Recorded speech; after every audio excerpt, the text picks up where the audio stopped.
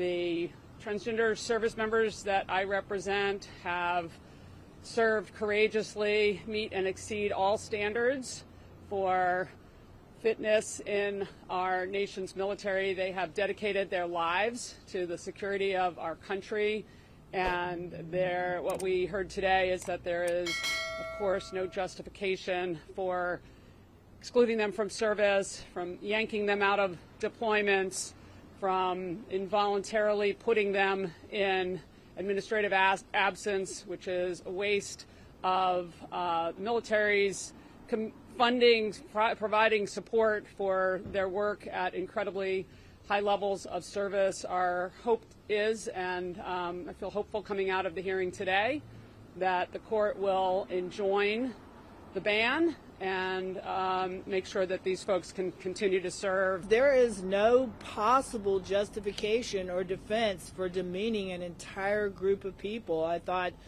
Judge Reyes appropriately asked them, do you have any evidence for all these negative things that this executive order and this policy is saying about transgender people?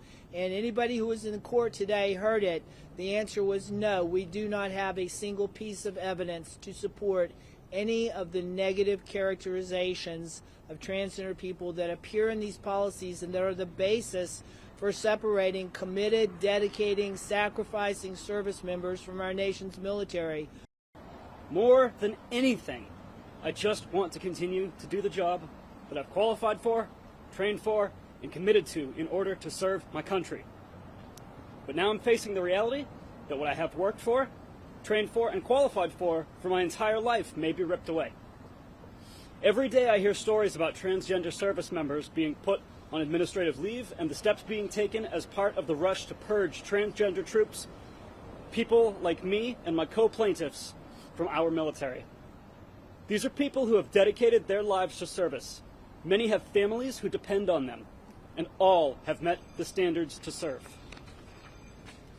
The forced separation of dedicated, qualified service members, the dismantling of careers, and the disrespect shown to families who have sacrificed so much is so counter to our military values. I have not experienced a single issue caused by my presence in any of the units that I've been involved with. I've recently completed my initial entry training of basic combat training and officer candidate school, and there has not been a single instance where my being transgender had any relevance on anything that I did in my day-to-day life. In the greater picture, grand scheme of things, my being transgender had no bearing on anything that I was doing in those training environments, and now that I'm with my unit, it has no bearing on my ability to serve my unit and to lead my platoon. The military that we know and love and that I have dedicated my life to is suddenly rushing to place on administrative leave and then to purge every transgender service member for reasons unrelated to our ability to do our jobs or meet the standards. It is systematically dismantling our careers and seeking to place a stain upon our permanent records for nothing more than who we are.